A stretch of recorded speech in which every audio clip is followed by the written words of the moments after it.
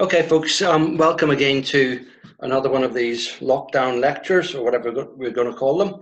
Something you get quite often on memorials for sports teams is they played the game, which I've used here. This is a photograph that appeared in the Belfast Evening Telegraph in June 1915. It shows the team from B Company of the 14th Battalion Royal Irish Rifles, and they had just won the Regimental Challenge Cup, and they would soon be transferred to England and that for final training, and then on to the Western Front in October of the same year. The caption provides the surnames. I don't have the caption on the slide just for space purposes, but the caption provides the surnames of the players and the officials, with the exception of the referee, who maybe didn't come from the 14th Battalion. But the initials were only recorded for a few men, and that's where there's maybe a person with the same surname within the battalion. In November 1914, a team from the 14th Royal Irish Rifles played 2 games against the 10th Battalion Royal Enniskilling Fusiliers. Those games were played at Finner Camp, where they were undergoing brigade training. The YCV team won the first encounter 3-0, although the Londonderry Sentinel reported that the Derrys did not have proper kit or boots. The return match was played on Saturday, the 7th of November 1914, and the Derrys won this one 1-0. The report in the Londonderry Sentinel recorded the names of the players from both teams, and that enabled me to determine each player's position, because in the report it would start off with the goalkeeper, and then it would be the right back, left back, right half, centre half, left half, and so forth. So for some of the men who played in November 1914 and were in the team which won the Regimental Challenge Cup, it's been possible to identify their playing position, but that's not the case for all of the men. On 18th December 1915, a couple of months after arriving in France, the 10th Battalion Royal Enniskilling Fusiliers again played a team from the 14th Rifles. And this game was played in front of 5,000 spectators, including Brigadier General Thomas Edgecombe Hickman, who was commander of the 107th Brigade, the brigade headquarters staff officers, and most of the officers from the 2 battalions. The Derrys won that game 3-1, and one man from the Regimental Challenge Cup winning team, Captain McKee, was singled out in newspaper reports as having played a prominent role for the YCV in that game. So what I'm going to do now is go through each of the men that are in this photograph, where I have been able to identify details for them. I think that there's only one of the people, apart from the unnamed referee, who I have not yet been able to identify details for. I'm going to start off with Sergeant Ernest Reid Powell, who was born on 24th June 1893 at Lake Street in Cromack Ward to David Powell and Martha Guiney. His father was a winchman, and the family was living at Powers Court Street in 1911. Ernest was a dispatch clerk when he enlisted with the Royal Irish Rifles on 14 September 1914. He was a sergeant when he was deployed to France with the 14th Battalion in October. He was appointed as acting company sergeant major in May 1916. On 1st July 1916, he sustained gunshot wounds to the hands and received treatment at a hospital in Rouen before being evacuated to England. For the remainder of 1916 and 1917, he was convalescing and was posted to the 19th Reserve Battalion of the Royal Irish Rifles, and he was posted to them on the 22nd of May 1917. Whilst serving on the home front, he married Ruby McKibben on 10th December 1917 at Duncairn Gardens Methodist Church. He was posted to the 3rd Reserve Battalion in May 1918, and then to the Permanent Establishment Depot in June 1918, reverting to his default rank of sergeant. His service papers record that he was an instructor at the Irish Command Anti-Gas School. So that would have been giving training to guys who had either come back from the front for special training or guys who were waiting to go to the Western Front. He was transferred to the Class Z Army Reserve and was employed as a warehouse manager after the war. He's commemorated on the War Memorial for Duncairn Gardens Methodist Church, and that memorial tablet was destroyed during the Blitz in the Second World War. The second man in the lineup is Company Sergeant Major James Griffith, and he was born in Belturbet in County Cavan around 1869 to Thomas and Margaret Griffith, and he was a labourer when he enlisted with the Royal Irish Rifles in Belfast on 2nd August 1887 at the age of 18. James Griffith was a corporal in the Royal Irish Rifles when he married Annie Mary Boyd on 27th August 1894 at St Mary's Church of Ireland in Newry. The battalion was stationed in Essex when their child Emma was born in 1895, at Ladysmith in South Africa when Thomas was born in 1897, and at Dum Dum in India when Violet was born in 1898. So as a family, they moved around, and wherever he was posted with the army, his wife and then subsequently his children were stationed there with him as well. They were living in Newton Ards when 4 other children were born between 1903 and 1910, and when an 8th child was born in November in 1914. James Griffith was discharged on the 31st of March 1911 with 23 years and 242 days service. In 1911, the family was living at South Street in Newton Ards, and James Griffith owned a fish shop. He was a publican when he enlisted with the Royal Irish Rifles at Newton Ards on the 11th September 1914 at the age of 46. He resumed his former rank of colour sergeant and was appointed as a company sergeant major eight days later. James was promoted to warrant officer 2nd class in January 1915 and deployed to France with the 14th Battalion in October of the same year. He was posted to depot duties in November of 1915 and spent the remainder of war on home service with the 17th Battalion and later with the 5th Extra Reserve Battalion, both of which would have been based in Newton Ards. James Griffith was awarded the Long Service and Good Conduct Medal in October 1918 and was transferred to the Class Z Reserve on 6th February 1919. He had served a further 4 years and 149 days. So in total, he served in the Royal Irish Rifles for over 28 years in two periods. He lived at Castle Street in Newton Ards after the war. Moving on to the first of the players. With this kit, we don't know the actual colours because obviously it's a black and white photograph, but it would be fair to assume that the stripe on the white shirt was the same colour as the YCV's shoulder flash. In other words, French grey or a very pale blue. George Kirkwood was born on 13th January 1894 at Ritchie Street in Duncairn Ward to James Kirkwood and Mary Robinson. His father was a joiner and the family lived at Alexandra Park Avenue in 1911. George played for Brantwood Football Club and was an engine fitter by trade. He enlisted with the Royal Irish Rifles and was posted to France with the 14th Battalion in October 1915. George Kirkwood was in the machine gun section when he died of wounds on the 9th of May 1916, aged 22.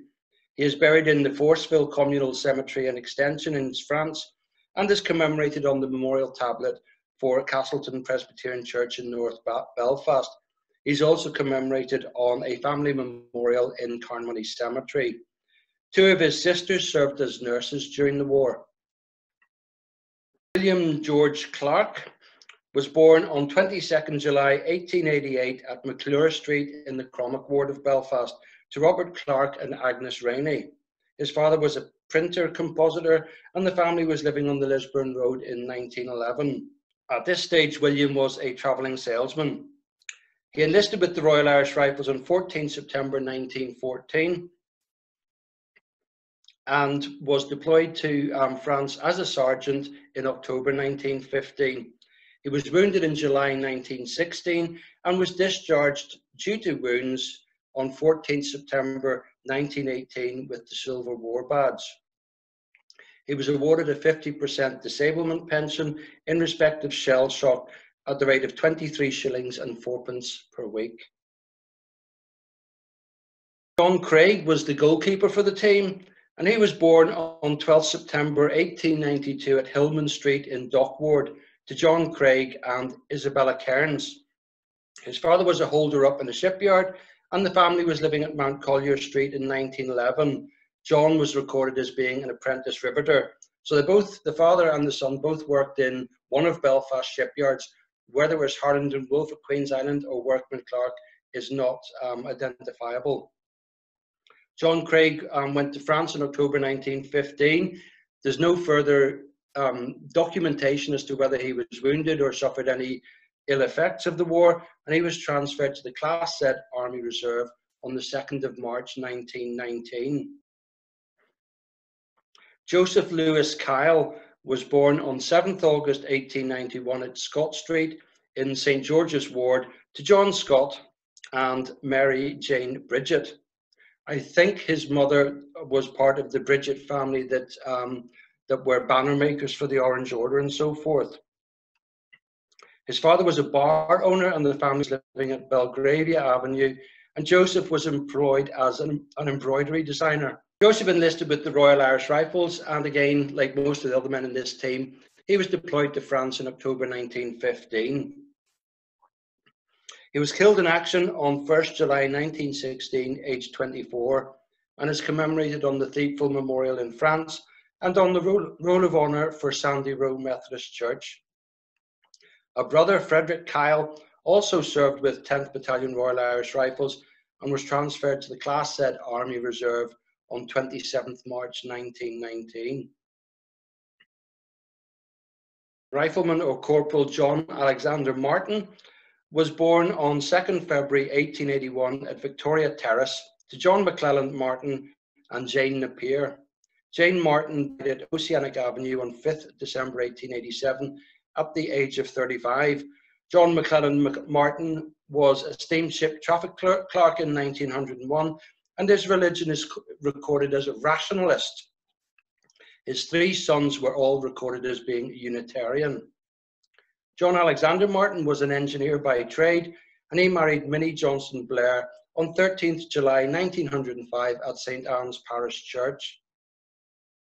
His father was a railway official when he died at Camberwell Street on 31st July 1909 at the age of 58.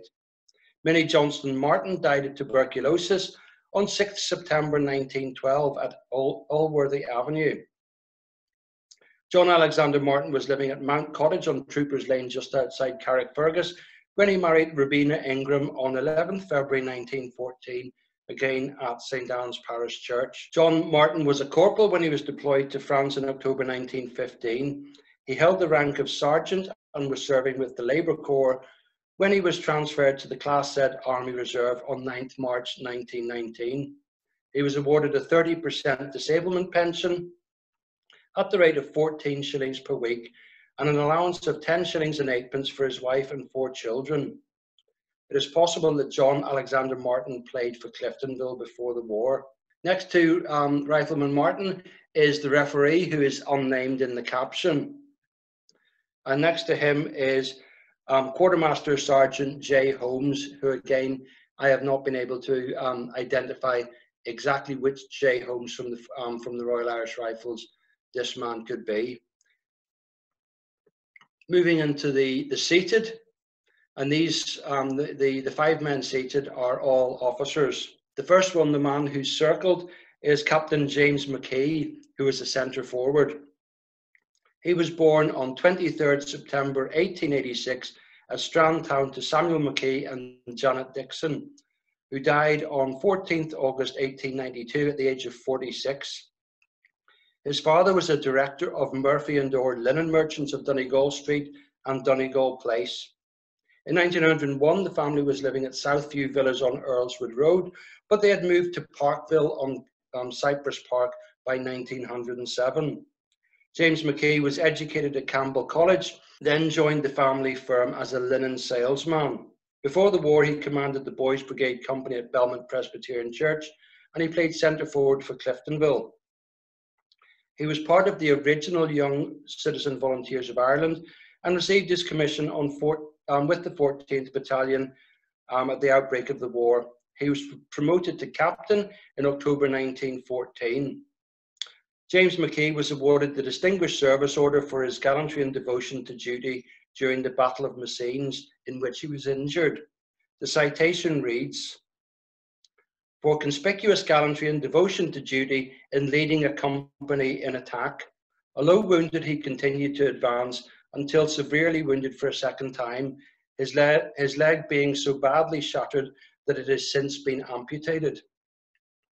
He has at all times led his men with complete disregard of personal danger, and the splendid training which he had instilled in them beforehand proved its worth in enabling them to gain and hold their objective under trying circumstances. He was also mentioned in dispatches during the war and was made a Chevalier of the Order of Leopold, and he was also awarded the Croix de Guerre by the King of the Belgians. He was discharged due to his wounds on 29th November 1918 with Silver War Badge. Captain James McKay is commemorated on the memorial tablets, Belmont Presbyterian Church and Knock Golf Club. Not sure what the roles of the three officers in uniform were, but they're in the picture, so we're going to cover them. This is Philip Egerton Wedgwood, who was born on 12 September 1897 at Crossway Park East in Dublin to the Reverend George Riles Wedgwood and Elizabeth Elliott.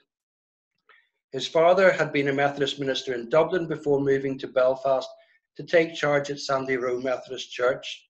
In 1911, George Wedgwood was minister of Mount Pottinger Methodist Church, and the family was living at the Mount, although Philip was a boarder at Methodist College at that time. In 1914, George Wedgwood was minister at University Road Methodist Church.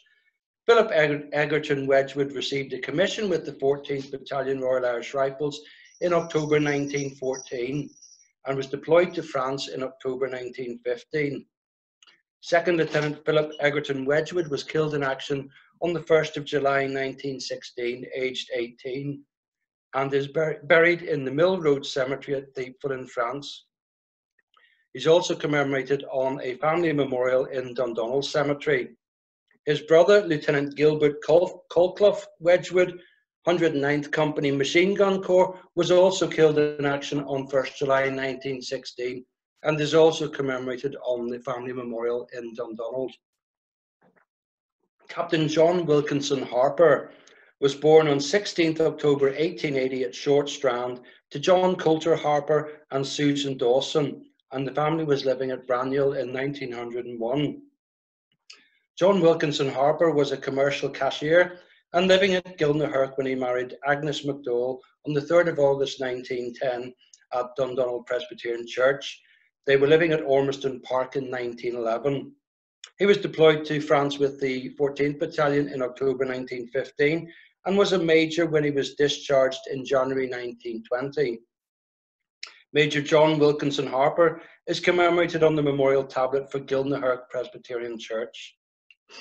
Thomas Hudson Mays was born on 10th February 1887 at Eglinton Street, which is in North Belfast, bordering on to West Belfast, to William Mays and Victoria Greig Hudson.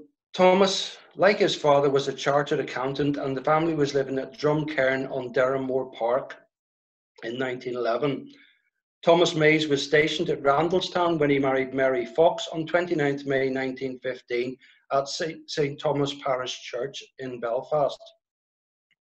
He was deployed to France as a lieutenant in October 1915 and was a member of the Young Citizens LOL 871, a military lodge formed in France. He held the rank of temporary captain at the end of the war and was gazetted as captain with the Royal Ulster Rifles in October 1924. Henry Hurst HOOTON was born in Nottingham on 8th July 1890 to Edmund HOOTON and Eliza Ashby, and they later lived at Baker Street in Nottingham. Henry HOOTON was employed at the Workman Clark shipyard when he received a commission in September 1914.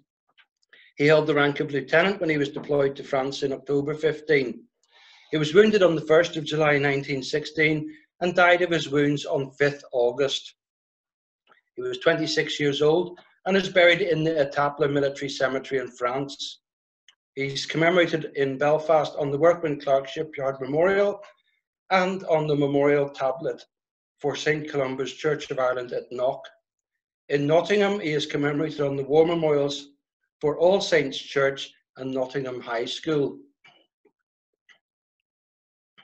Rifleman John Boyd was born on 16th February 1894 at Leon Street to William Thomas Boyd and Lizzie McDowell. His father was a painter and the family was living at Rotterdam Street in 1911.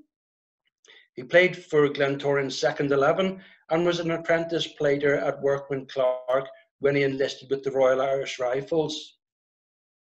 He was deployed to France in October 1915 and wounded in July 1916, receiving treatment at a hospital in Oxford in England.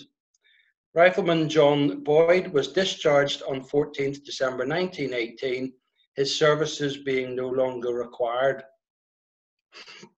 William Beattie was born on 20th April 1891 at Kendall Street in Woodvale Ward to Moses Beattie and Letitia Wilson.